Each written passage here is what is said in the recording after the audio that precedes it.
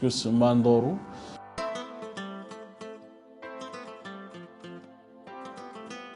Moi, c'est Big Baba, connu sur le nom d'un personnage, Mohamed Lamine. Je viens de Bogué.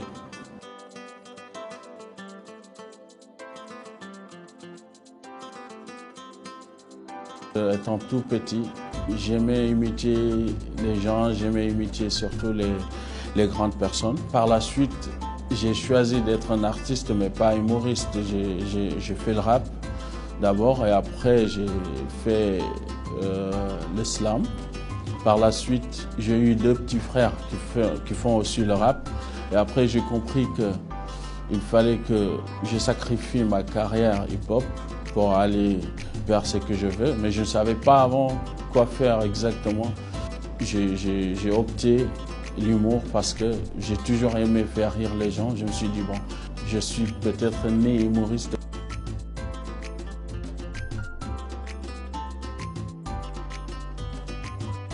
Un ami que je dois beaucoup, qui s'appelle Abda MC, c'est un rappeur qui fait partie du groupe Force Tranquille. On prenait juste le petit déjeuner, après je lui ai dit, man, si on faisait une petite vidéo, quand je pars après je vais le regarder. Il m'a dit, ok, comment tu veux qu'on fasse la vidéo? J'ai dit, bon, comme il y a Eli, on va faire juste une petite vidéo. Comme les gens, il y a souvent ceux qui ne savent pas dire carte mémoire, donc on va faire une vidéo sur ça. Il m'a dit, ok, il a sorti sa caméra, on est sorti, on a fait le sketch. Et après, il a mis ça sur le net, sur YouTube, et ça fait beaucoup de vues en une semaine. Et bon, on s'est dit, mais pourquoi pas en faire une saison comme que les gens, ils kiffent. J'ai dit, ok, d'accord, on va faire de ça une saison. Et après, on a nommé la série Carte Neymar. Donc, j'ai pris le rôle de Mohamed Lamine. Et voilà, ça fait vraiment un tabac.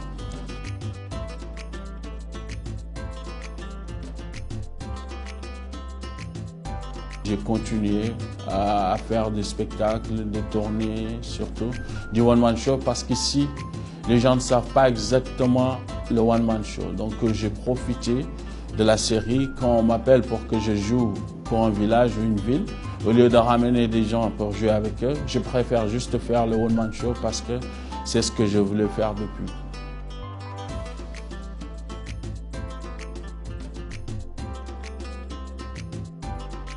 Par la suite, on a commencé à faire les chita des citoyens. Et les chita des citoyens aussi, les Mauritaniens, en dehors de la Mauritanie même, les gens ont aimé. Et surtout, il y a une vidéo là où je défends carrément les enfants qui étaient sacrifiés en Côte d'Ivoire, en Bénin. Et ça avait touché le Sénégal. Je me suis dit, bon, il faut que je fasse un petit message pour ça, même si c'est par humour, parce que c'est pas normal. Si ça arrive au Sénégal, ça peut aussi atteindre la Mauritanie et ça sera trop tard.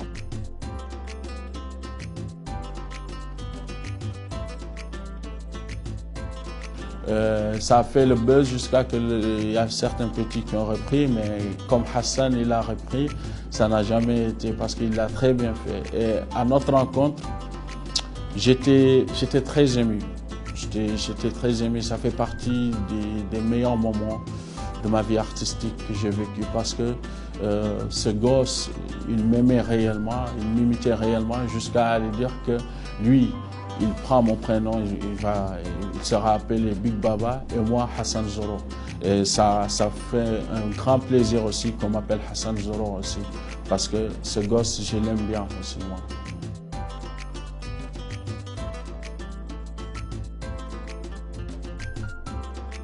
Ouais, la ventriloquie, j'aimais pas ça. Moi, tout ce que je voulais, c'est être humoriste, c'est tout. Et la ventriloquie, ça m'est venu, je regardais certaines vidéos sur YouTube.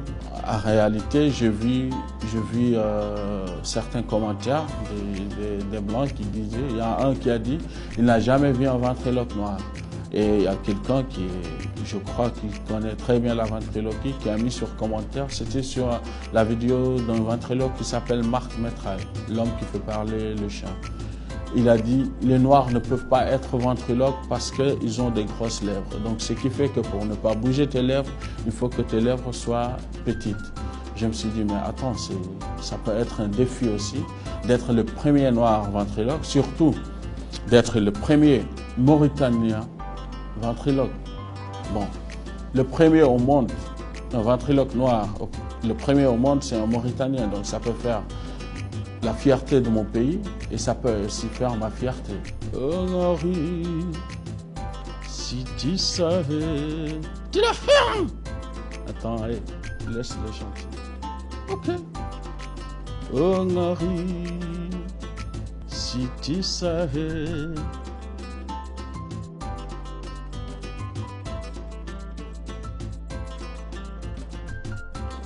J'ai fait mes spectacles en différentes langues locales parce que si tu pars à Bogué par exemple, tu ne peux pas faire un spectacle en français ou en anglais ou en hassania. Mais si dans le public il y a des mœurs, tu sais qu'il y a des mœurs blancs qui sont là, tu es obligé de le mettre.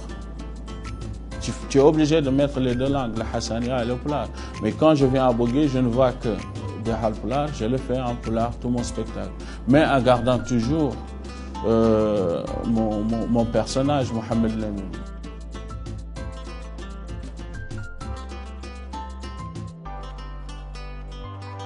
Moi, j'aime improviser parce que pour moi, improviser, c'est s'adapter. Je m'adapte vite fait, j'improvise tout de suite et je m'adapte à ça. Donc, Mohamed Lamine, ça m'est venu. Ça pouvait être Abdallah, ça pouvait être Sid Mohamed, ça pouvait être Yacoub. Mais Mohamed Lamine m'est venu et j'ai pris Mohamed Lamine. Et depuis lors, je suis Mohamed Lamine. En plus, c'est pour montrer qu'il n'y a pas de frontières, il n'y a pas de haine entre moi et les autres. Je suis Peul, bien sûr, mais j'aime les autres comme eux aussi ils m'aiment. Il n'y a pas de frontières. Ça ne doit pas être une peur entre nous.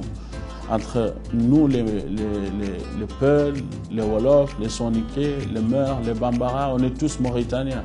Donc ce qui fait que si j'ai resté juste un Peul, ça peut faire le buzz, je peux avoir du succès, je peux avoir tout ce que je veux. Mais je n'aurais pas fait mon devoir en fait. Parce qu'il fallait que je représente toute la Mauritanie. Et pour que je représente toute la Mauritanie, il me faut aussi un autre personnage qui n'a rien à voir avec ma propre personne.